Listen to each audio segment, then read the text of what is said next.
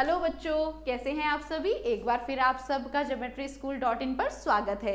बच्चों, इस वीडियो में मैं आपके लिए लेकर आई हूं हमारे जवाहर नवोदय विद्यालय की आंसर की, जो कक्षा 6 के लिए एंट्रेंस एग्जाम हुआ है उसकी भाषा परीक्षण आपका विषय इसके अंदर है खंड 3, हम उसकी आंसर की आज डिस्कस करेंगे, जिसमें आपसे कुछ अपठित गद्यांश पूछे जाते हैं और आपको उनमें से उनके 4 ऑप्शंस में से सही उत्तर का ऑप्शन को चूज करना होता है। तो चलिए शुरू करते हैं। देखते हैं आपका पहला अनुच्छेद, शरद ऋतु गर्मी और जाड़े के मौसम के बीच आती है। तो हम यहाँ पर कौन से ऋतु की बात कर रहे हैं? शरद ऋतु की, जो किसके बीच में आती है? गर्मी और जाड़े के मौसम के बीच में आती है। इस सुंदर ऋतु में बहुत से परिवर्तन होते हैं, दिन छोटे हो जाते हैं, पेड़ों की पत्तियां हरे रंग से बदलकर जीवंत लाल, पीली और नारंगी हो जाती है। तो यहाँ पर कौन सा? शरद ऋतु, जिसमें काफी सारे परिवर्तन आते हैं, जैसे दिन छोटे हो जाते हैं, पत्तियों के रंग हरे से बदलकर लाल, पीले और नारंगी से हो जाते हैं। वस्तुतः पत्तियों को हरा बनाए रखने के लिए पेड़ों को धूप चाहिए।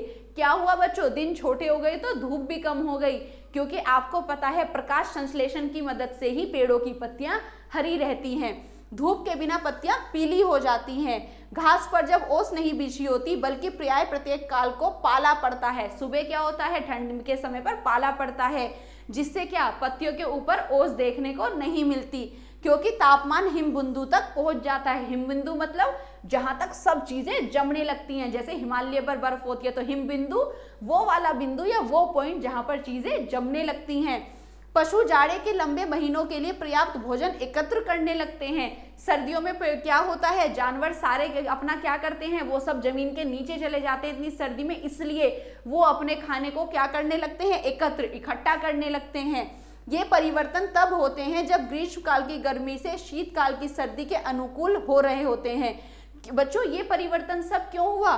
क्योंकि जो गर्मी ग्रीष्म काल से अब इतनी गर्मी के बाद आपको इतनी ठंड सहन करनी है, तो उसके बीच में इसीलिए एक ऐसा ऋतु आता है, परिवर्तन ऋतु, जिससे आप भरी सर्दी को भी सहन कर सकें। तो चलिए शरद ऋतु पे देखते हैं और हमसे क्या क्या क्वेश्चन पूछे गए हैं। ग्रीष्म और डैश के बीच शरद ऋतु आती है। किस मौसम के बीच में आती है? गर्मी और सर्दी। तो यहाँ पर शीत ऋतु, ग्रीष्म और शीत ऋतु के बीच में शरद ऋतु आती है। तो यहाँ पर 61 का ऑप्शन सी करेक्ट है। शरद ऋतु में निम्नलिखित में से क्या परिवर्तन हो सकता है? दिन छोटे होते हैं, यस हमने पढ़ा था, अभी तक तो हमारा ऑप्शन सही है, पर हमें ये गलती कभी नहीं करनी कि बिना ऑप्शन पढ़े हम टिक लगा दें, क्योंकि कभी कभी नीचे सभी ऑप्शन भी होता है कि सभी ठीक है, तो इसीलिए हमें सारे ऑप्शन पढ़ने चाहिए। इसमें बहुत गर्मी पड़ती है, नहीं, शरद ऋतु में गर्मी नहीं पड़ती। दिन बड़े होते हैं, यहाँ पर दिन बड़े नहीं हुए, छोटे हुए थे। अधिक धूप होती है, धूप कम हो जाती है, तो हमारा ऑप्शन ए यहाँ पर करेक्ट है। शरद ऋतु में पत्तियां पीली हो जाती हैं, क्योंकि उन्हें पर्याप्त ऑक्सीजन नहीं मिलती। नहीं, ऑक्सीजन तो सर्दियों में भी होती है। उन्हें पर्याप्त प्रकाश नहीं मिलता, हमने पढ़ा था कि उन्हें दिन छोटे हो जाते हैं तो प्रकाश नहीं मिलता। उन्हें पर्याप्त जल नहीं मिलता, नहीं, जल तो हम देते हैं तब भी। उनमें अधिक ऑक्सीजन एकत्रित हो जाती है, उनके अंदर बहुत ज्यादा ऑक्सीजन हो जाती है तो पीली पड़ जाती है। नहीं, क्या उन्हें पर्याप्त प्रकाश नहीं मिलता? तो 63 का बी ऑप्शन करेक्ट है। शरद ऋतु के बीतने की तैयारी करते हुए पशु क्या करते हैं? जब शरद ऋतु बीतने लगती है तो क्या आने वाला है? शीत ऋतु आने वाली है। तो पक्षी क्या, जो यहाँ पर पक्षी पशु होते हैं, वो क्या करने लगते हैं? भोजन एकत्र करने लगते हैं। यस, हमने पढ़ा था कम भोजन खाते हैं, नहीं, ऐसा नहीं है। फर गिरा देते हैं, नहीं, सर्दियों में तो उनके फर और ज्यादा आते हैं, ये भी गलत है। रंग बदल देते हैं, वो अपना रंग नहीं बदलते। हमने पत्तियों की बात करी थी रंग बदलने की, तो हमारा यहाँ पर ऑप्शन ए करेक्ट है। 64 का ऑप्शन ए सही है। बिछी होती है के लिए दूसरा शब्द हो सकता है घास वाली, ऊनी, ढकी हुई या बढ़ती हुई। तो क्या था यहाँ पर? उनके ऊपर ओस नहीं बिछी होती, पाला पड़ता है, तो बिछी हुई मतलब ढकी हुई नहीं होती। तो यहाँ पर इसके लिए दूसरा शब्द हो सकता है ढकी हुई नहीं होती। तो चलिए आपका अनुच्छेद संख्या 2 देखते हैं, उसमें क्या हमसे पूछा गया है। दीपक उत्साहित था, वह अपने चाचा जी और चचेरे भाई बहन प्रीता और रिया के साथ रविवार को पिकनिक पर जा रहा था। वो क्यों उत्साहित था? क्योंकि वो क्या था, रविवार को अपने चाचा जी और अपने उनके बच्चों के साथ कहाँ जा रहा था? पिकनिक पर जा रहा था। उसने अपनी तैराकी के सामान, नाश्ते के, खेलने के सामान को अपने पिट्ठू बैग में रख लिया था। उसने अपने पिट्ठू बैग में क्या क्या रखा, कुछ नाश्ते का सामान, तैरने के लिए जो सामान इस्तेमाल किया जाता है, खेलने के लिए जो सामान यूज होता है, वे सुबह 6 बजे चल दिए। कितने बजे चले वो? सुबह 6 बजे। बहुत दूर तक गाड़ी चलाने के बाद वे पिकनिक के स्थान पर सुबह 9 बजे पहुंच गए। कब वो बहुत दूर था तो उन्हें जाने में कितना टाइम लगा? 6 से 9 का। यह गांव में एक फार्म हाउस था। कहाँ गए थे वो पिकनिक मनाने? गांव में एक उनका फार्म हाउस था।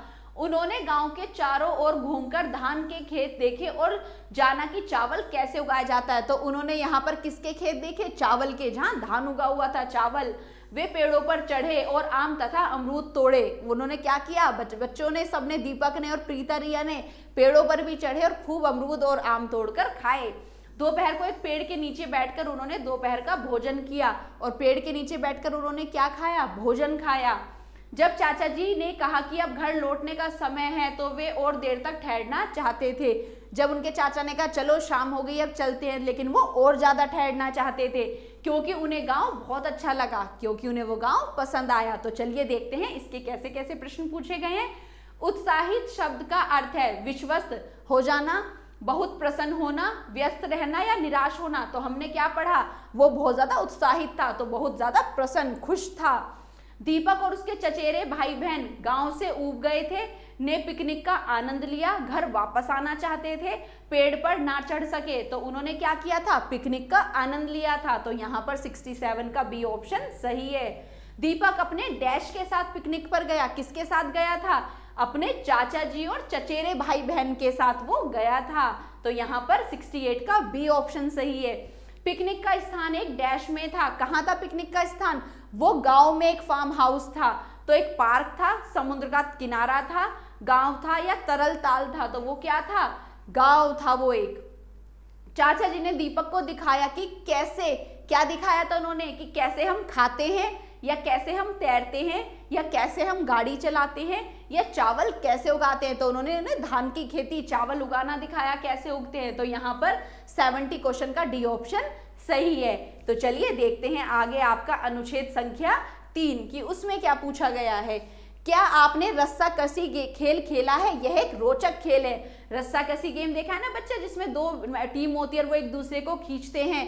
ये बहुत ही एक रोचक मजेदार गेम होता है। रस्साकसी का खेल खेलने के लिए आपको कुछ खुली जगह, एक लंबी और मजबूत रस्सी और खिलाड़ियों की 2 टीमों की आवश्यकता होती है। तो आपको क्या चाहिए? एक मजबूत रस्सी, खुला मैदान और 2 टीम।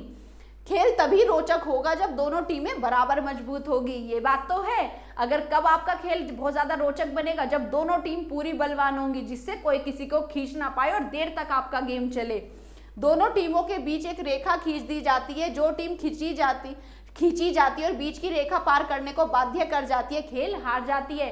तो क्या करते हैं? दोनों टीम को खींचा जाता है। तो जो टीम क्या एक दूसरी तरफ से खींची चली जाती है और पार करने पर बाध्य, मजबूर हो जाती है, वही टीम क्या होती है?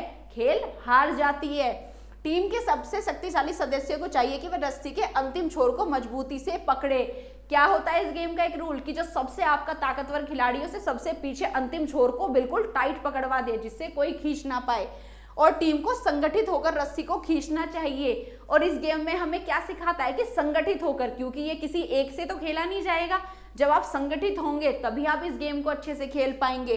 खेलने के स्थान से पत्थरों को साफ कर देना चाहिए, अन्यथा चोट लग सकती है। तो वहां जितने भी कंकड़ पत्थर है सब हटा देने चाहिए, वरना वो पैरों में चुभकर आपको चोट पहुंचा सकते हैं। तो चलिए हमने यहाँ अनुच्छेद को पढ़ा, देखते हैं इसके क्वेश्चन। रस्साकसी है एक युद्ध, एक रस्सी, एक खेल या एक लड़ाई। तो क्या है ये एक खेल है। तो यहाँ पर 71 का ऑप्शन सी करेक्ट है। रस्साकसी में हम डैश क्या करते हैं? मुक्केबाजी, छुपा छुपी, रस्सी खींचते हैं, बल्लेबाजी और गेंदबाजी। तो इस गेम में हमें क्या करना होता है? रस्सी खींचते हैं। तो 72 का सी ऑप्शन यहाँ पर सही है। रस्सी के अंतिम छोर को पकड़ने वाला टीम का डैश सदस्य होता है? सबसे लंबा, सबसे छोटा, सबसे शक्तिशाली और सबसे युवा।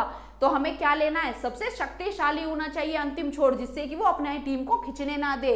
तो सबसे शक्तिशाली होना जरूरी है। तो 73 का यहाँ पर सी ऑप्शन करेक्ट है। टीम जो बीच की रेखा को पार खींच ले जाती है वो क्या होती है? जो टीम बीच की रेखा के पार खींच ली जाती है, जो पार खींच गई टीम के, वो क्या हो गई? हार जाती है। ये हमने पढ़ा था कि जो टीम बीच की रेखा के पार खींच ली जाती है, जिस टीम को आपने खींच लिया वो क्या हो गई, हार गई। संगठित शब्द का अर्थ है, संगठित मतलब एक साथ, संगठित होता है जब आप एक साथ मिलकर कोई काम करते हैं, तो संगठित का अर्थ साथ साथ, लड़ाई, खींचना या विजयी होना। तो संगठित मतलब एक साथ, संगठन। तो यहाँ क्या शब्द सही बन रहा है, साथ साथ। तो यहाँ पर हमारे 75 क्वेश्चन का आंसर क्या है, ए सही है। चलिए देखते हैं अनुच्छेद संख्या 4 कि इसके इस वाले अनुच्छेद में क्या कहा गया है। शरीर का भार कम करने या स्वस्थ भार बनाए रखने के लिए केवल 2 साधारण नियम है। अगर आप अपने शरीर का भार कम करना चाहते हैं या स्वस्थ शरीर बनाना चाहते हैं तो आपको क्या 2 साधारण नियम फॉलो करने हैं। क्या क्या हैं वो, वे हैं कम वसा और शर्करा वाला संतुलित भोजन करना। आपको वसा मतलब जिसमें बहुत ज्यादा तेलीय पदार्थ होते हैं, चिप्स, कुरकुरे, ये सब नहीं खाना चाहिए। और शर्करा जिसमें ज्यादा शुगर ना हो, जैसे चावल, आलू, जिनमें शर्करा कार्बोहाइड्रेट पाया जाता है, वो नहीं लेना चाहिए। कैसा भोजन लेना चाहिए, संतुलित भोजन जिसमें सारे ही पोषक तत्व हो। और अधिक व्यायाम करना, और हमें क्या करना चाहिए, अधिक एक्सरसाइज, व्यायाम करना चाहिए। भार कम करने के लिए आपको भूखे रहने की कोई आवश्यकता नहीं। ऐसा नहीं है कि आप भूखे रहेंगे तो भार कम हो जाएगा, ये नहीं है। यदि आप चीनी, केक, बिस्कुट कम लें तथा अधिक फल और सब्जियां खाएं और पर्याप्त पानी पिए तो आपका भार कम हो जाएगा। अगर आप चीनी और बिस्किट, केक जैसी चीजें कम कर दें और ज्यादा से ज्यादा फल, सब्जियां और पानी पिए तब भी आपका भार कम हो जाएगा। क्यों? क्योंकि पानी पीने से हमारे शरीर में जितना भी बेकार पदार्थ, वेस्ट पदार्थ होते हैं वो सब किडनी के थ्रू बाहर निकल जाते हैं और आप अधिक स्वस्थ हो जाएंगे। तो अगर आप ये करेंगे, भार कम करेंगे अपना किससे, अधिक पानी पी के, तो आप खुद ही स्वस्थ हो जाएंगे। प्रतिदिन सैर के लिए जाएं या साइकिल चलाएं। आपको क्या करना है, सैर के लिए जाओ, ज्यादा से ज्यादा साइकिल चलाएं। टेलीविजन देखने या वीडियो गेम खेलने के स्थान पर अधिक सक्रिय रहें। किस चीज पर हमें ज्यादा ध्यान देना है, टेलीविजन देखने, वीडियो गेम खेलने के स्थान पर अधिक सक्रिय रहे। हमें यहाँ पर क्या, ज्यादा से ज्यादा साइकिल चलाएं और व्यायाम करें और पैदल प्रतिदिन सैर करें। ये नहीं कि हमें ज्यादा वीडियो गेम और इन पर ध्यान देना चाहिए। हमें ज्यादा ध्यान सक्रिय किस पर रहना है, प्रतिदिन सैर करने जाने पर और साइकिल चलाने पर। चलिए देखते हैं 76 क्वेश्चन। हम स्वस्थ कैसे रह सकते हैं, केवल बिस्किट खाकर, केवल व्यायाम करके, संतुलित भोजन और व्यायाम करके। यस, दोनों चीज होनी चाहिए। या अधिक फल खाकर, ऐसा नहीं है कि आप अधिक फल ही खाएंगे तो भी आप, हमें क्या लेना है, आहार हमारा संतुलित होना चाहिए। भार कम करने के लिए हमें क्या अधिक खाना चाहिए, अगर आपको अपना वजन कम करना है, भार कम करना है, केक और चीनी ज्यादा खाने चाहिए, फल और सब्जियां अधिक खानी चाहिए, बिस्किट और चीनी ज्यादा खाने चाहिए, या बिस्किट और फल, तो हमें अधिक फल और सब्जियां खानी चाहिए। स्वस्थ रहने के लिए हमें अधिक क्या पीना चाहिए, कोला ड्रिंक पिए, फलों का रस, पानी, सब्जियों का रस। तो हमें क्या पीना है, स्वस्थ रहने के लिए पानी ज्यादा पीना चाहिए, जिससे शरीर में से सारे ही वेस्ट पदार्थ बाहर निकल जाए। तो यहाँ पर ऑप्शन सी हमारा करेक्ट है, 78 का सी। कौन सा व्यायाम सबके लिए अच्छा है, सभी के लिए कौन सा व्यायाम अच्छा है, सैर करना और साइकिल चलाना, पतंग उड़ाना, वीडियो गेम खेलना, टेलीविजन देखना। तो कौन सा सबसे अच्छा व्यायाम है, सभी के लिए सैर करना और साइकिल चलाना सभी के लिए एक अच्छा व्यायाम है। सक्रिय शब्द का विलोम है, यहाँ पर हमें क्या देखना है बच्चों, सबसे पहले हमें क्वेश्चन में ध्यान देना चाहिए कि कब वो उसका अर्थ पूछ रही है, कब विलोम पूछ रहे हैं, वरना यही गलती होने के चांस होते हैं। तो सक्रिय शब्द का विलोम, हमें विलोम मतलब उल्टा अर्थ बताना है। तो सक्रिय मतलब एक्टिव रहना और इसका उल्टा क्या है, निष्क्रिय बन जाना, इनएक्टिव। तो यहाँ पर सक्रिय का जो उल्टा है वो क्या है, निष्क्रिय हो जाना। ठीक है बच्चों, तो ये आपके 4 अनुच्छेद का यहाँ पर आंसर की मैंने आपको इस वीडियो में प्रोवाइड की। वीडियो को ज्यादा से ज्यादा शेयर करें, लाइक करें और हमारे चैनल को सब्सक्राइब करें और press the bell icon for more updates and notifications. Okay बच्चों, मिलते हैं नई वीडियो में, बाय बाय।